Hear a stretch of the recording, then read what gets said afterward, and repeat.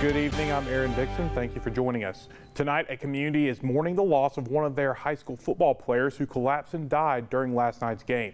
Port St. Joe in Florida lost star football player Chance Gaynor, who collapsed during his team's game against Liberty County. Friends and family gathered to honor his life today, saying Chance embodied what the Tiger Sharks football program is all about: a remarkable athlete, tough, humble, and above all, a great young man who cared for his teammates. Kaylee Tinkelstad has the story. On Friday, September 6th, Port St. Joe was on the road playing the Liberty County football team. With just about 4 minutes remaining in the second quarter, Gaynor suddenly collapsed. From there, he was transported to the Calhoun Liberty Hospital, where he was pronounced dead. Every day you walk in that locker room, you're going to look at the locker, and it's going to be empty. And, you can go back and watch game film, and, for however long it's, for years and years and years.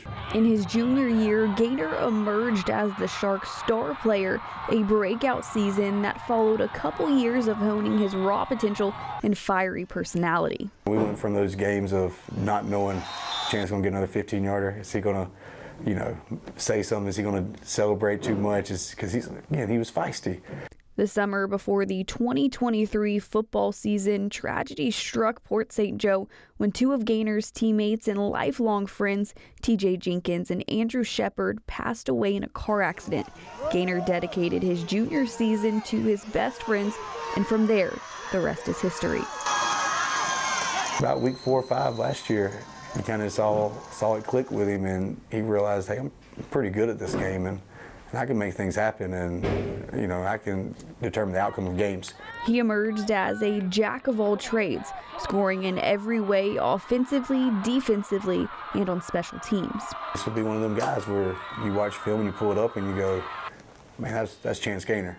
That was Chance. He could throw, he could run, he could jump.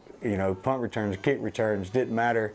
Halfback passes, probably had 3 or 4 touchdown passes last year doing it. While it was almost a guarantee that if Gaynor had the ball, the Sharks would manage to score, but he wanted to make sure all of his teammates had enough touches to fill their highlight reel. But he would always be ready when his talents were needed. What he would do is he'd come stand by me. He wouldn't say a word. He'd just stand by me. And, that was, or he'd look at me if he was on the field. He'd just kind of stare at me, and I knew that was his way of saying, give me the ball. But he would never, he wasn't, boastful about any of it. He would just kind of go, hey, I'm here if you need me. Let me know when you want me to make something happen. Some of the words used to describe Chance are genuine and quiet, a soft-spoken individual, but the ultimate senior leader for his team. The younger kids got to see, leaders aren't always vocal.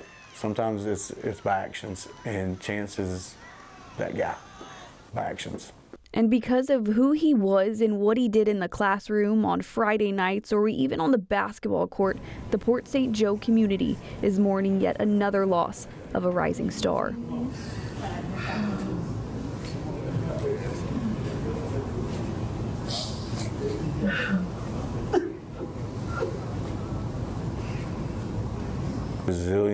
Resilient group of kids with resilient parents living in a resilient community, because they have been through some stuff in the recent years, and they stick together.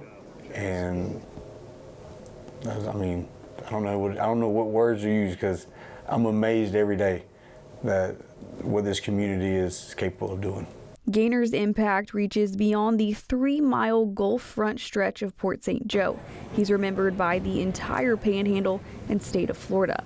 The ultimate teammate, friend, son, brother, and Tiger Shark, who spent his final moments wearing purple and gold. Chance on me, chance on 3. 1, 2, 3, chance! Port St. Joe schools will return to school on Monday. There will be multiple grief counselors for students to visit with. Tuesday will be a half day, and lunch will be provided to the football team, and Gulf County Superintendent Jim Norton is inviting other teams from around the area to join. The Tiger Sharks game on Friday night against Bluntstown has been postponed, and head coach Tanner Jones is letting his team decide what the remainder of the season will look like and if they want to continue. The sudden death of Gaynor marks the third high school football player to die while playing football over the last month. The first was New Brockton High School freshman Sambaj Wilkins. He had a medical emergency at football practice and collapsed, later dying at Enterprise Medical Center. His cause of death is still under investigation, and following his death, the school gathered at the football field to honor and celebrate his life, calling him as one of the most caring and outgoing people they have ever met, who had dreams of playing professional football. The team is currently dedicating their season to Wilkins.